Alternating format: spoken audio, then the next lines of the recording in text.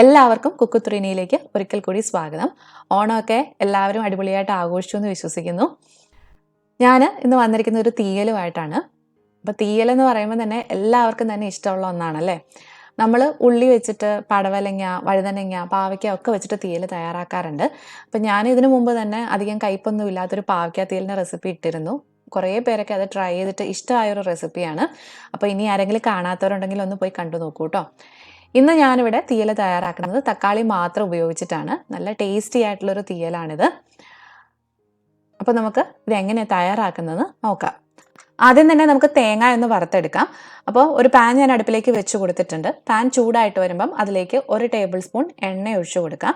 ഇത് നിർബന്ധമൊന്നുമില്ല കേട്ടോ, തേങ്ങയിൽ നിന്ന് തന്നെ ആവശ്യത്തിനുള്ള എണ്ണ ഉണ്ടാവും. പക്ഷെ കുറച്ചുകൂടെ ഒന്ന് ടേസ്റ്റി ആക്കാൻ വേണ്ടിയിട്ടാണ് ഞാൻ ഈ 1 ടേബിൾ സ്പൂൺ എണ്ണ ഒഴിച്ചു കൊടുക്കുന്നത്. ഈ എണ്ണയിലേക്ക് നമുക്ക് അരമുറി തേങ്ങ ചിരകിയത് ചേർത്ത് കൊടുക്കാം. അതിൻ്റെ ഒപ്പം തന്നെ 1 ടേബിൾ സ്പൂണോളം ചെറിയുള്ളി അരിഞ്ഞതും കൂടെ ഇതിനകത്തേക്ക് ചേർത്ത് കൊടുക്കുന്നുണ്ട്. 2 or 3 ചെറിയുള്ളി ഉണ്ടാവുള്ളൂ. ഇനി ഇത് നല്ല ചുവന്ന കളറാവുന്നിടം വരെ ഒന്ന് വറുത്തെടുക്കണം. അപ്പം തീ ഒരു ലോ ടു മീഡിയം ഫ്ലെയിമിൽ ഇട്ടിട്ടേ ഇത് ചെയ്യാവുള്ളൂ. കാരണം തീ ഒത്തിരി കൂടിക്കിടന്നു കഴിഞ്ഞാൽ പെട്ടെന്ന് തന്നെ തേങ്ങ അങ്ങ് മൂത്ത് ഒരു കരിഞ്ഞ പോലെ ആയി പോകും. അപ്പം അത് ഒഴിവാക്കാൻ വേണ്ടിയിട്ട് തീ കുറച്ചിട്ടിട്ട് തന്നെ ഇത് വറുത്തെടുക്കുക.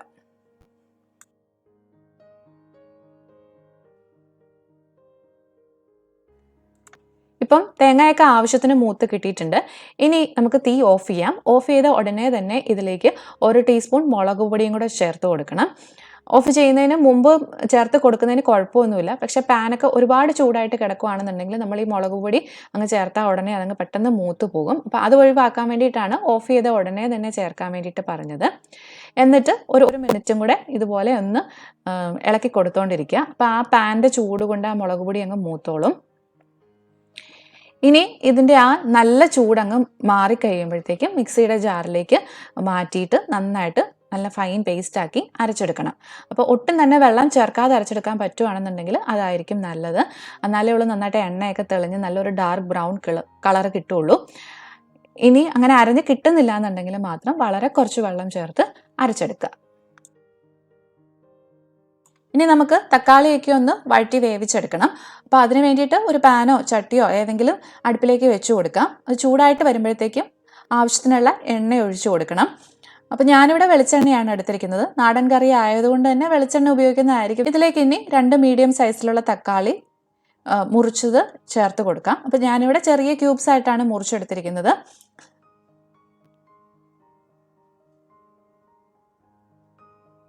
ഇനി ഇതിലേക്ക് ചേർത്ത് കൊടുക്കേണ്ടത് കുറച്ച് ചുവന്നുള്ളി അരിഞ്ഞതാണ്. ഇപ്പോൾ ഏകദേശം ഒരു 1/4 കപ്പോളം ചുവന്നുള്ളി അരിഞ്ഞതുണ്ട്. ഇനി ഇതിലേക്ക് ചേർത്ത് കൊടുക്കേണ്ടത് പച്ചമുളകാണ്. അപ്പം നമ്മൾ 1 ടീസ്പൂൺ മുളക് പൊടി തേങ്ങയുടെ കൂടെ ചേർത്തിട്ടുണ്ട്. അപ്പം നമ്മുടെ എരിവിനനുസരിച്ചിട്ട് പച്ചമുളക് ചേർത്ത് കൊടുക്കുക. ഇതെന്ന് പറയുമ്പോൾ ഒരു മീഡിയം എരിവേ ഉണ്ടാവുള്ളൂ. അപ്പം നന്നായിട്ട് എരിവ് വേണ്ടവരാണെന്നുണ്ടെങ്കിൽ 5 or 6 പച്ചമുളക് ചേർത്ത് കൊടുക്കാം കേട്ടോ.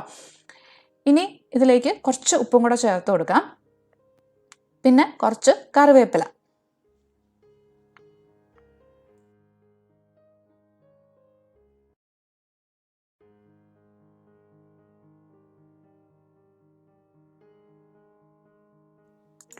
ഇനി ഈ തക്കാളി ഒന്ന് വഴറ്റിയെടുക്കണം. വഴറ്റി നന്നായിട്ട് വെന്തുടഞ്ഞ് കിട്ടുന്ന പോലെ ആവണം. അതുപോലെ തന്നെ ഈ തക്കാളിയിൽ നിന്ന് കുറച്ച് വെള്ളമൊക്കെ ഇറങ്ങും. ആ വെള്ളമെല്ലാം ഒന്ന് പറ്റിക്കിട്ടുകയും ചെയ്യണം.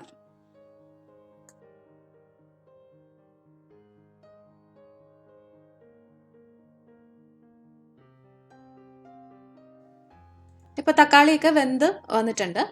അതുപോലെ തന്നെ ഞാൻ തേങ്ങയും അരച്ചെടുത്ത് വെച്ചിട്ടുണ്ട്. കണ്ടോ, നന്നായിട്ട് എണ്ണയൊക്കെ തെളിഞ്ഞ് നല്ലൊരു ഡാർക്ക് ബ്രൗൺ കളറിൽ തന്നെയാണ് കിട്ടിയിരിക്കുന്നത്. ഞാൻ അല്പം പോലും വെള്ളം ഇതിനകത്തേക്ക് ചേർത്തിട്ടില്ല. ഇതിനി നമുക്ക് ഈ തക്കാളിയിലേക്ക് ചേർത്ത് കൊടുക്കാം. എന്നിട്ട് എല്ലാം കൂടെ നന്നായിട്ടൊന്ന് മിക്സ് ചെയ്ത് കൊടുക്കുക.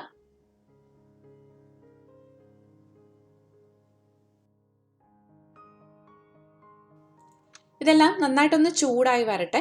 എന്നിട്ട് വേണം ഇതിനകത്തേക്ക് ആവശ്യത്തിനുള്ള വെള്ളം ഒഴിച്ചു കൊടുക്കാൻ വേണ്ടിയിട്ട്.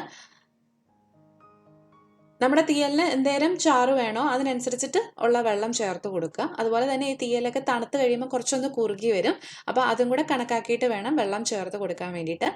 ഞാനിവിടെ ഏകദേശം ഒരു 1.5 കപ്പിനും 2 കപ്പിനും ഇടയ്ക്ക് വെള്ളം ചേർത്ത് കൊടുക്കുന്നുണ്ട്.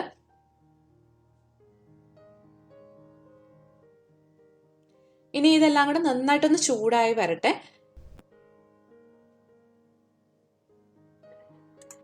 എല്ലാം നന്നായിട്ടൊന്ന് ചൂടായി തിളച്ച് തുടങ്ങുമ്പോഴത്തേക്കും നമുക്ക് തീ ലോ ഫ്ലെയിമിലേക്ക് മാറ്റിയിട്ട് മൂടി വെച്ചൊരു 2-3 മിനിറ്റും കൂടെ ഒന്ന് കുക്ക് ചെയ്തെടുക്കാം.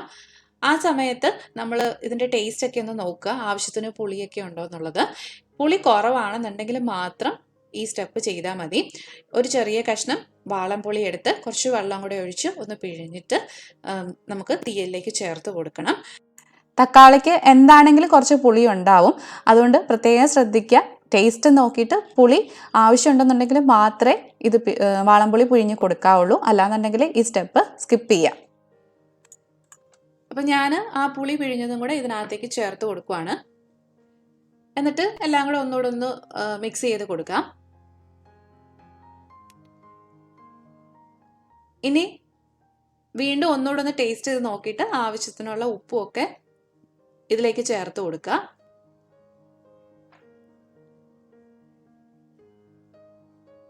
വീണ്ടും നമ്മുടെ തീയൽ ഒന്ന് തിളച്ച് തുടങ്ങുമ്പോഴത്തേക്കും നമുക്ക് തീ ഓഫ് ചെയ്യാം. ഓഫ് ചെയ്തതിന് ശേഷം ഒരു അരമണിക്കൂറും കൂടി ഇതൊന്ന് മൂടി വെച്ചേക്കുക. എന്നിട്ട് നമുക്ക് ചോറിൻ്റെ കൂടെ സെർവ് ചെയ്യാം. അപ്പോൾ ഈ ഒരു തീയൽ മാത്രം മതി നമുക്ക് വയറ് നിറച്ച് ചോറുണ്ണാൻ വേണ്ടിയിട്ട്. മറക്കാതെ എല്ലാവരും ഇത് ട്രൈ ചെയ്ത് നോക്കുക. നിങ്ങൾക്ക് റെസിപ്പികളൊക്കെ ഇഷ്ടമാണെന്നുണ്ടെങ്കിൽ ലൈക്ക് ചെയ്യാനും കമൻറ്റ് ചെയ്യാനും ഷെയർ ചെയ്യാനും ഒന്നും മറന്നു പോകരുത് കേട്ടോ. ഒപ്പം ഇനിയും ഈ ചാനൽ സബ്സ്ക്രൈബ് ചെയ്യാത്തവരാണെന്നുണ്ടെങ്കിൽ സബ്സ്ക്രൈബ് ചെയ്യാനും വിട്ടുപോകരുത്. വീണ്ടും നല്ല നല്ല റെസിപ്പികളുമായിട്ട് വരാം. അതുവരെ ബൈ ബൈ, ടേക്ക് കെയർ.